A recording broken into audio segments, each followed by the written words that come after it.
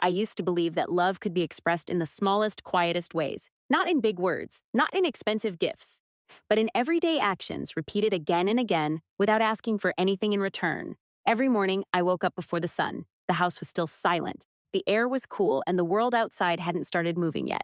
That was my time. I would walk slowly into the kitchen, careful not to make too much noise. Then I would begin washing rice, cutting vegetables, preparing something warm, something simple, something familiar. Because I knew what he liked. After so many years of marriage, I knew exactly how he wanted his food. Less salt, a little more soup. Vegetables cooked soft, not too crunchy. I remembered everything, not because I had to, but because I wanted to. At first, he used to notice. He would sit at the table, take a bite, and smile. Sometimes he would say, "This is really good." Sometimes he would just eat quietly, but finish everything. And that was enough for me. I didn't need compliments. I didn't need praise. Seeing him eat well, seeing him leave the house with a full stomach, that made me feel like I had done something meaningful, something right. Days turned into months, months turned into years, and slowly, those small moments of appreciation began to disappear. He still ate the food, but he no longer said anything. No smile, no comment, just silence. At first, I told myself it was normal. People get used to things, good things especially. What is repeated every day slowly becomes invisible, like the air we breathe, like the light in the morning, always there, but rarely noticed. So I kept cooking every single day, even when I was tired, even when I didn't feel well, even when I just wanted to rest for one morning. I still walked into that kitchen because somewhere deep inside, I believed this was my role, my responsibility, maybe even my way of loving him. Until one evening, everything changed. It was a normal day, nothing special. I had cooked his favorite dish, carefully, quietly, like always. He came home late, sat down, took a few bites. And then, without looking at me, he said something I will never forget. "I'm tired of this food." Just one sentence. Simple, calm, almost careless. But in that moment, it felt like something inside me cracked. Not loudly, not dramatically, just a small quiet break that I could not ignore anymore. I didn't respond right away. I just stood there, my hands still slightly wet from washing the dishes. "I'm tired of this food." The sentence stayed in the air, as if it didn't belong to our home, as if it came from somewhere else. For a moment, I wondered if I had heard it wrong. Maybe he didn't mean it like that. Maybe he was just tired from work, from life. So I forced a small smile. "What would you like to eat tomorrow?" I asked softly. It was the only thing I could think of. Not because I didn't feel hurt, but because I didn't know how to show it. He shrugged. "Something different. Something different." I nodded. And that night, we didn't say much more. He finished eating. I cleaned the table. Everything looked exactly the same as every other day. But inside me, something had shifted. The next morning, I still woke up early. Out of habit, my body moved before my thoughts could catch up. I stood in the kitchen. But this time, I didn't know what to cook. For the first time in many years, I felt unsure. Not because I didn't know how to cook, but because I didn't know why I was cooking. I opened the fridge, looked at the vegetables, the meat, the same ingredients I had used for years, but they suddenly felt unfamiliar, like they no longer belonged to me. I closed the fridge and just stood there, quietly. The house was still silent, but something inside me was louder than usual. A question I had never asked before slowly began to appear. When was the last time? I cooked something because I wanted it, not because he liked it, not because it was expected, just because I wanted it. I couldn't remember. And that realization felt heavier than his words the night before. That morning, I did something small, something simple. But for me, it felt strange. I made a different breakfast, not his usual meal, just something quick, something easy. When he came to the table, he looked at it for a second. "This isn't what you usually make," he said. I nodded. I wanted something different today. He didn't say anything, he just ate. And once again, there was silence, but this silence felt different. Not empty, not heavy, just new. Later that day, I sat by the window, holding a cup of tea that had already gone cold, and I started thinking, not about him, not about what to cook next, but about myself, about the years that had passed, all the mornings, all the meals, all the small things I had done, without ever stopping to ask myself if I was happy. I wasn't angry, not yet. I wasn't even sure if I was sad. I just felt awake, for the first time in a long time. And that quiet awareness was the beginning of something I didn't fully understand yet. But I knew one thing. Something inside me was slowly changing. In the days that followed, I didn't stop cooking completely, but something had changed. I no longer planned meals the night before. I no longer asked myself, what would he like? Instead, I asked a different question. What do I feel like today? At first, the answer was unclear, almost unfamiliar, like trying to remember a song I hadn't heard in years. So I started small. One morning, I made a simple bowl of noodles.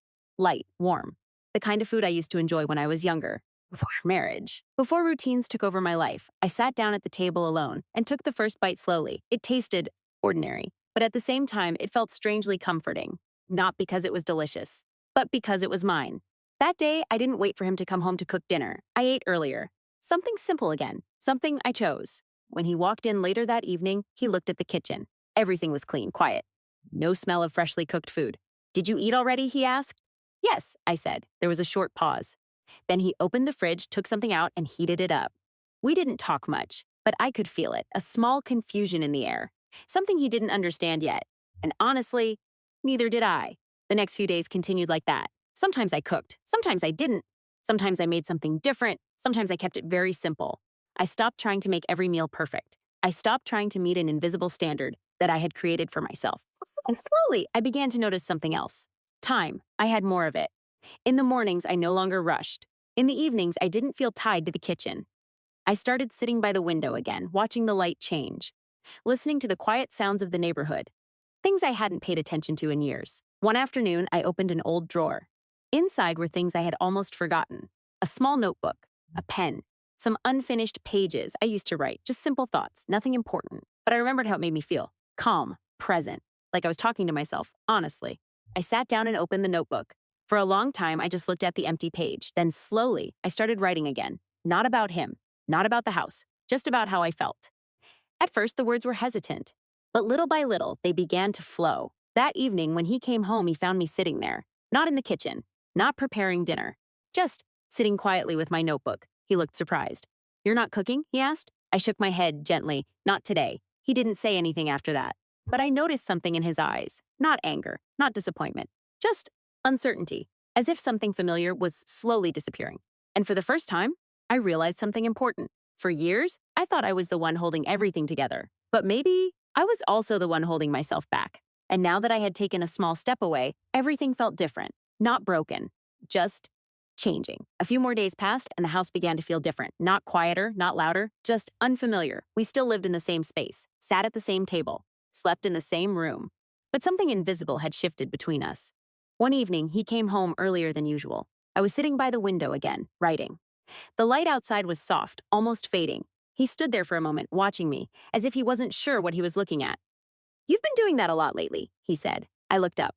"Yes, what are you writing?" I paused for a second. "Just thoughts." He nodded slowly, then glanced toward the kitchen. "You didn't cook today either?" His voice wasn't sharp, just uncertain. I shook my head gently. I didn't feel like it. There was a silence, not the comfortable kind we used to have. This one felt searching, like he was trying to understand something without the right words. After a while, he pulled out a chair and sat across from me. "I don't understand," he said quietly. That sentence felt heavier than I expected. For years, I had been the one who didn't understand. Now, the roles had slowly changed. I closed my notebook, not because I was hiding anything, but because I wanted to be present. "I think I've been doing the same thing for a very long time." He didn't interrupt, so I continued. "Every day, I cook, I clean, I take care of things." I looked down at my hands, and I never really asked myself if I wanted to. The words felt strange as I said them, but also honest. He frowned slightly. "But you've always done that." "Yes," I said softly. "I have." Another pause. Then I added, almost in a whisper, "But that doesn't mean I always wanted to." He leaned back a little, as if that sentence had created distance between us. "I never asked you to do all that," he said. His tone wasn't defensive, just confused, and maybe a little uncomfortable. I nodded. "I know." And that was the truth. He never forced me. He never demanded it directly. But somewhere along the way, I had built a quiet expectation for myself, for what a good wife should be. And I followed it, without question, until now. I just thought, he hesitated, that you liked doing it. I gave a small, gentle smile. Maybe I did, at the beginning. I looked around the room, at the table, at the kitchen, at the life we had built together. But somewhere along the way, I stopped noticing how I felt. The room became quiet again. But this time, it wasn't empty. It was full of something new, something honest, something we had avoided for years. He didn't respond right away, and I didn't expect him to, because I knew this wasn't just about cooking. It wasn't about food. It was about all the small things that slowly became invisible, until one day they weren't invisible anymore. And as we sat there, facing each other in that quiet space, I realized something important. Change doesn't always come with noise. Sometimes it arrives gently, and once it does, nothing stays the same. That night, we didn't argue. There were no raised voices, no harsh words, just a quiet distance and a quiet understanding that something had changed. The next morning, I woke up at the same time as always. The habit was still there. But this time, I didn't go to the kitchen right away.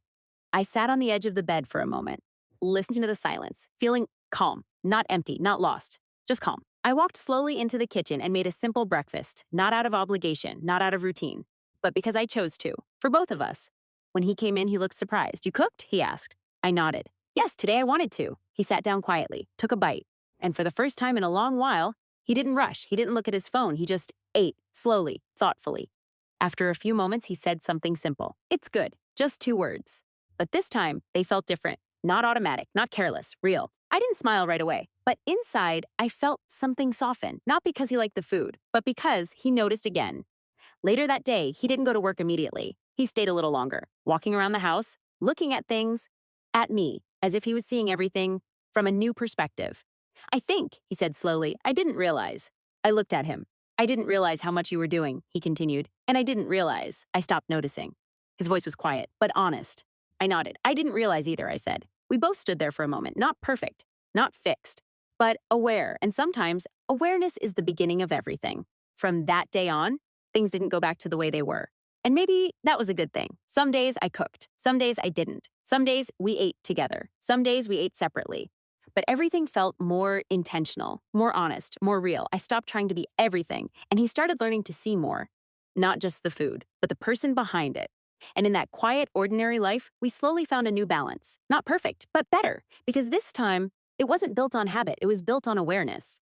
And maybe that is what love truly needs. Not grand gestures, not perfect routines, just two people willing to see each other again. So as you listen to this story, maybe ask yourself something simple. In your own life, what has become invisible? What have you been doing without ever asking yourself how you feel? And what would happen if one day you paused and chose differently? If this story made you reflect, even a little, take a moment to like the video and share it with someone who might need it. And if you enjoy calm, meaningful stories like this, don't forget to subscribe to English and Slow Pace. We'll be here with more quiet stories that stay with you.